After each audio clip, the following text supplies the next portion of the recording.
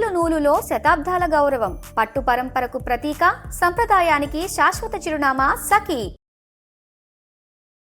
నమస్తే, welcome to Suman TV. నేను మీ యామ్ని. ప్రస్తుతం మనతో ఉన్నారు ప్రముఖ ఆధ్యాత్మికవేత్త డాక్టర్ అనంతలక్ష్మి గారు ఉన్నారు. అమ్మతో మనం మాట్లాడదాం. నమస్తే అమ్మ. నమస్తే తల్లి. అమ్మ, ఇప్పుడు మనం పూజ గది శుభ్రం చేసేటప్పుడు అసలు మనం ఎలాంటి నియమాలు పాటించాలమ్మా? మామూలుగా అయితే ఇప్పుడు మనం పండగలకి శుభ్రం చేసుకుంటూ ఉంటాము, ఏదైనా స్పెషల్ డేస్ కదా, అసలు ఎలాంటి నియమాలు పాటించాలి ఈ శుభ్రం చేసేటప్పుడు? నిజానికి రోజు శుభ్రం చేసుకోవాలమ్మా పూజ గది. అస్సలు పూజ గదిలో బూజు కానీ దుమ్ము కానీ నిర్మాల్యం అంటారు, అంటే దేవుడికి పెట్టిన పూలు ఉండిపోవటం కానీ అలా గనుకున్నట్టయితే అది మంచిది కాదు. అదొక రకమైన అశుభానికి సంకేతంగా చెప్తారు. కనుక నిత్యం చేసుకుంటే మరీ మంచిది. పూజ గది అంటున్నారు మీరు, అందుకని నేను జాగ్రత్తగా చెప్తున్నాను. పూజ గది నిత్యం శుభ్రం చేసుకోవాలి. ఏమాత్రం బూజు లేకుండా చూసుకోవడం చాలా మంచిది. లేదు ఇప్పుడు మాకు అన్ని తొందర జీవితాలు ఉన్నాయి, ఇతర విషయాలు మాకు చాలా ప్రాధాన్యాన్ని వహిస్తున్నాయి అని అనుకున్నట్టయితే నెమ్మదిగా శుభ్రం చేసుకునేటప్పుడు ముందుగా పైభాగం చేసుకోవాలి. ఎందుకంటే కింద ఒక్కోసారి మనం చాలా తెలివిగా చేస్తూ ఉంటాం, కొంచెం తెలివి ఎక్కువ అవుతూ ఉంటుంది. కింద అన్ని దేవుళ్ళన్నీ దులుపుకున్నాక బూజు కనపడి తర్వాత తీస్తాం. ఏమవుతుంది, బూజు కింద పడదు కానీ బూజులోంచి ఉండే సన్నని దుమ్ము కింద పడుతుంది.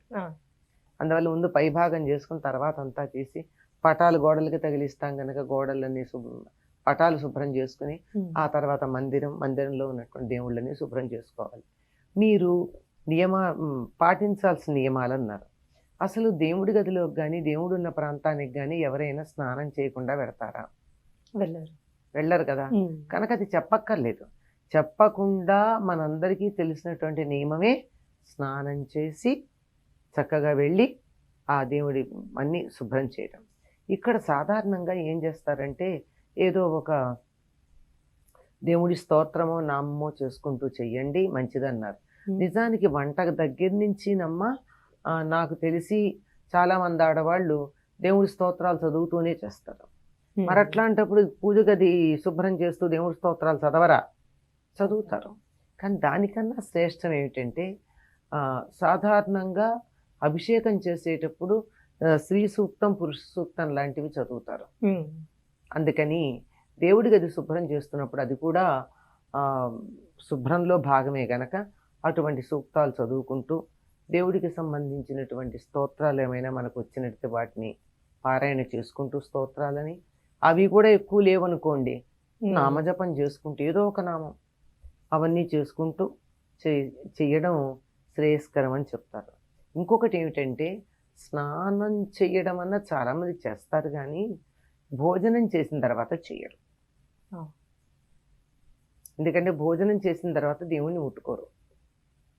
ఇప్పుడు మామూలుగా ఎంత సంప్రదాయమైన కుటుంబంలో ఉన్న వాళ్ళన్నా స్నానం చేస్తారు, దేవుడికి దీపం పెట్టుకుని పూజ అంతా చేసుకుంటారు, నైవేద్యం పెడతారు, వీళ్ళు కూడా ఆత్మారాముడికి నైవేద్యం పెట్టుకుంటారు, అయిపోతుంది. అప్పుడు ఏదన్నా దేవుడి దగ్గర పడింది అనుకోండి, మరి ఏ బలి లాంటిదో పడితే తప్ప మామూలుగా పువ్వు పక్కకి వెళ్ళినా అవతల వెళ్ళినా బాగుండలేదు సర్దండి అంటే భోంచేస్తాను ముట్టుకోనంటారు. అంచేత భోజనం చేయకుండా చెయ్యాలి. అంతేకాకుండా పట్టుబట్ట మడి అని చెప్తూ ఉంటారు, కానీ పట్టుబట్ట కూడా దాంతో భోజనం చేస్తే పనికిరాదు.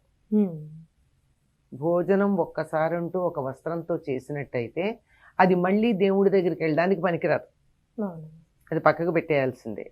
కనుక చక్కగా ఉతికి ఆరేసినటువంటి శుభ్రమైన వస్త్రం కట్టుకోవాలి. దాంతో భోజనం చేస్తే వస్త్రము పనికిరాదు, చేసిన మనిషి పనికిరాదు. అందువల్ల భోజనానికి ముందే చేయాలి, శుభ్రమైనటువంటి వస్త్రం కట్టుకోవాలి. ఈ దేవుడి గదినంతా శుభ్రం చేసుకున్న తరువాత అప్పుడు విగ్రహాలని పటాలని శుభ్రం చేసుకోవాలి. ఎందుకంటే తర్వాత దుమ్ము పడుతుంది కనుక. దేవుడి విగ్రహాలని శుభ్రం చేయడాన్ని పులికాపు అన్న పదం వాడతారు. పులి అంటే పుల్లదనం.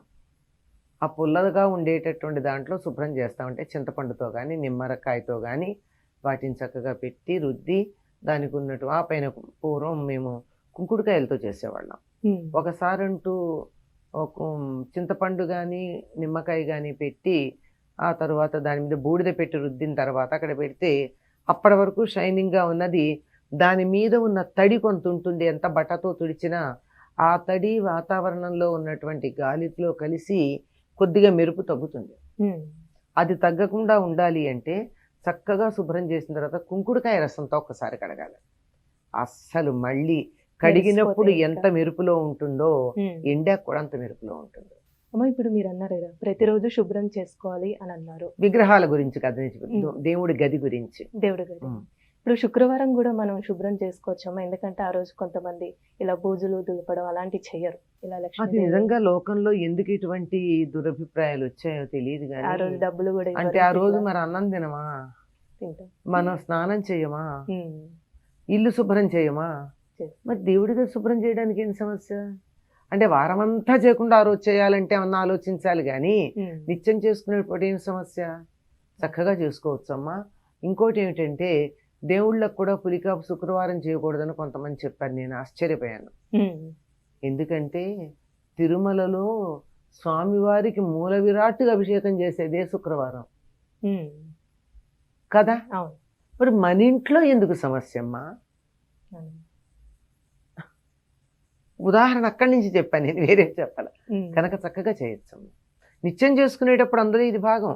దీనికి అసలు వారం ఎప్పుడూ చేయకుండా ఒకరు వచ్చేస్తామంటే శుక్రవారం కొంచెం ఆలోచించాలేమో, అది కూడా ఆలోచించమని చెప్పట్లేమో అంటున్నాను.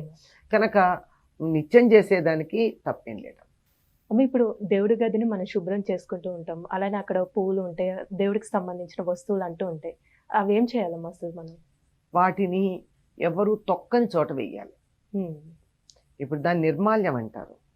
ఇప్పుడు దేవుడి గదిని శుభ్రం చేస్తూ ఉంటే దేవుడి మీద పెట్టిన పువ్వు ఎక్కడో కింద పడుతుంది కదా, పటం మీద అయితే ఆ పడిన దాన్ని మనం, అందుకే సాధారణంగా దేవుడి గదిని అన్ని చీపుళ్లతో తొడవరు, దానికి ప్రత్యేకంగా ఒకటి పెట్టుకుంటారు.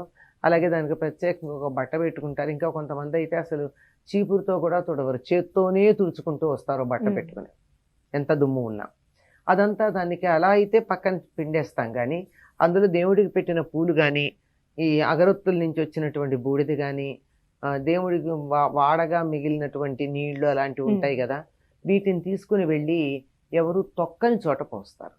సాధారణంగా తులసి మొక్కను ఎవరు ఏం చేయరు గనక తులసిలో వేస్తారు నీళ్లు మాత్రం. పూజ అది చేసిన నీళ్లు ఉంటే, ఈ పువ్వులు లాంటివి కనుక ఉన్నట్టయితే, ఇక మా ఇంట్లో ఉన్న మొక్కలన్నీ అలాగో ఇలా కుదరదండి అనుకున్నప్పుడు ఒక బకెట్లో నీళ్లు తీసుకుని ఆ నీళ్లలో వీటిని వేసి ఒక పూట అందులో ఉంచి, అప్పుడు ఆ నీళ్లు ఎక్కడ తొక్కని చోట పోసేసి ఇవి ఎక్కడైనా వేసేయచ్చు. చాలా చక్కగా తెలియజేశారమ్మా, ధన్యవాదాలు.